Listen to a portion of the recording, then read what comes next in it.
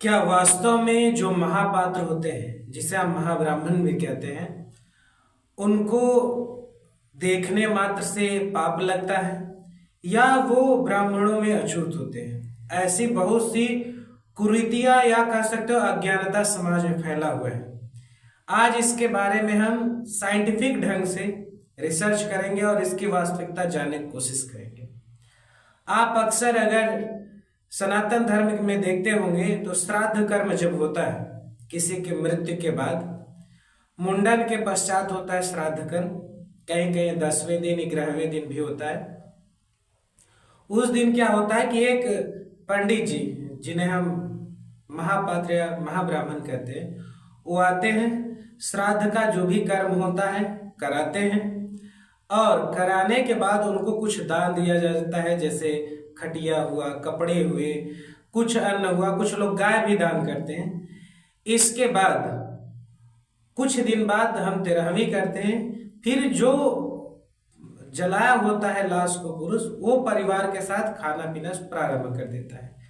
इसके पीछे लॉजिक क्या थी? ये एक्चुअल में आयुर्वेद का एक प्रोसेस था।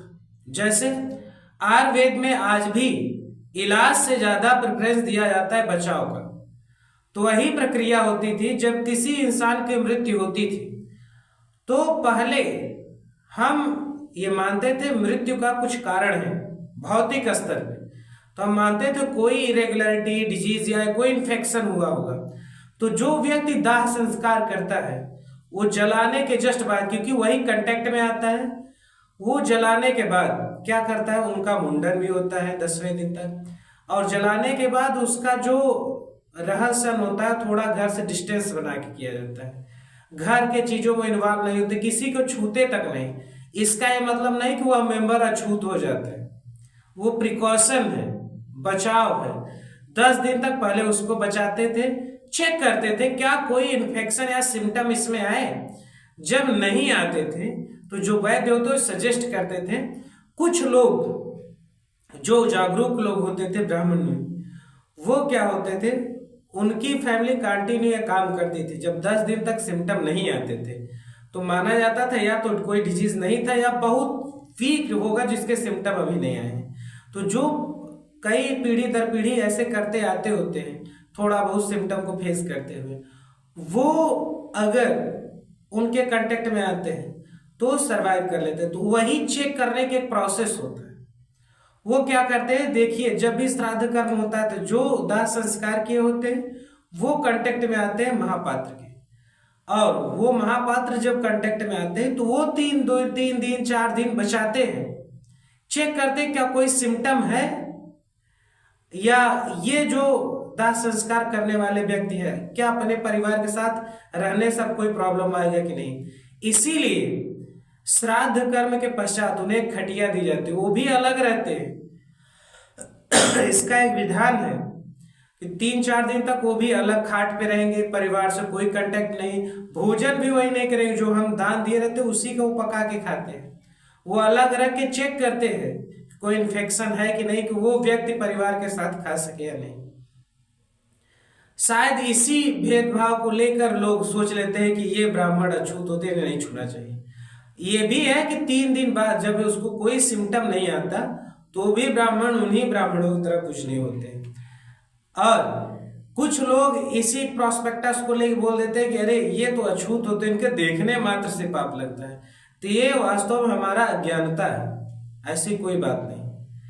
और वैसे अगर अछूत इनको मानते हैं तब तो आप जो दाह संस्कार करे परिवार में वो भी अछूत हो जाता है, उनको भी देख रहे तब तो पाप लगना चाहिए, तो शरीर को जला भी देते हैं आपके पूर्वजों। तो ये एक साइंटिफिक चीज था। जब वो सिम्टम नहीं आते थे तब 13वीं करते थे, सभी लोग खाते थे, तब वो परिवार के साथ जो दाह संस्कार व्यक्त किया वो रहने लगते। ऐसे ही हमारे जो वर्कर समुदाय से लोग आते हैं या कह सकते हैं जो दलित में काउंट किए जाते थे, कहीं कहीं ऐसे ही कुछ चीजें उनके साथ भी थी। जैसे खेत में से कोई काम करके आए तो कुछ समय तक जब तक स्नान ये सब चीजें ना करें तब तक उनको छूना मना था, क्योंकि खेत में है, इन्फेक्शन वगैरह हो सकता है। नहा के साफ सफाई से तब वो कांटेक्ट में आते थे। ये एक प्रिकॉशन है, ये कोई गंदी चीज नहीं है। आज भी हम बाहर से आते तो हाथ पैर धुलते हैं, हैंड वॉश करते हैं, तो सब चीजें हैं, प्रिकॉशन है।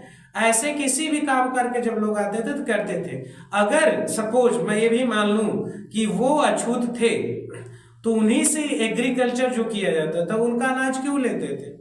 वही जब कुएं वगैरह करते तो उसी से पानी पीते थे। तो लॉजिक है, प्रिकॉशन होता है, कुछ टाइम ड्यूरेशन होता है, उसके बाद वो फिर समान हो जाते हैं। जैसे हम अपने परिवार में, जैसे पूरी प्रकृति, वसुधैव कुटुंबकम कहा गया हमारे शास्त्र में कि पूरी प्रकृति हमारा परिवार है, लेकिन ये जो प्रिकॉशन है वो भी जरूरी है। और जब तक कोई इन्फेक्शन में तब तक हम प्रिकॉशन करते हैं, उसके बाद हम वैसे ही स्वीकार करते हैं जैसे दाह संस्कार करने वाला व्यक्ति को हम अपने परिवार में स्वीकार करते हैं, उसी प्रकार महापात्र भी स्वीकार है। उसी प्रकार कार्य करने के बाद कोई व्यक्ति अगर साफ सुथरा पवित्र होकर आता है तो वो भी स्वीकार है। ये प्रिकॉशन है, इसका आडंबर बनाकर कुछ वामपंथियों ने ऐसा प्रोपेगेंडा बनाया समाज को तोड़ने के लिए, इसे हमें समझना होगा। जैसे आज हमारे परिवार में अगर कोई बीमार पड़ता है तो हम बचाव करते हैं, उसे अछूत नहीं बना देते, उस समय उसके कांटेक्ट नहीं आते। क्यों?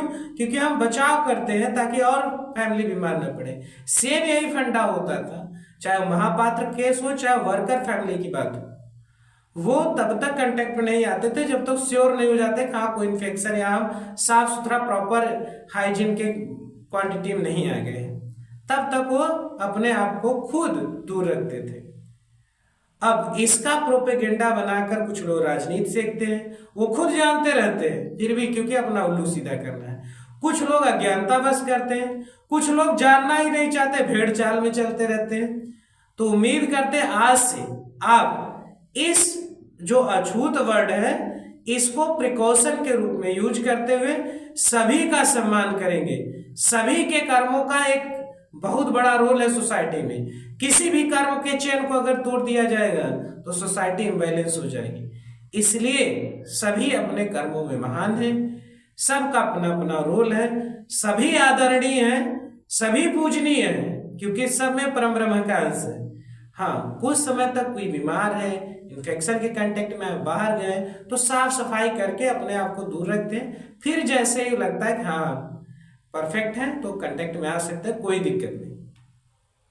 तो आज से ये जो भेदभाव अछूत वाला कंसेप्ट है इसको हाइजीन समझिए और वास्तविकता में अपनी बात को इस वीडियो के साथ रखिए अगर कोई तर्क करता है। जय श्री राम।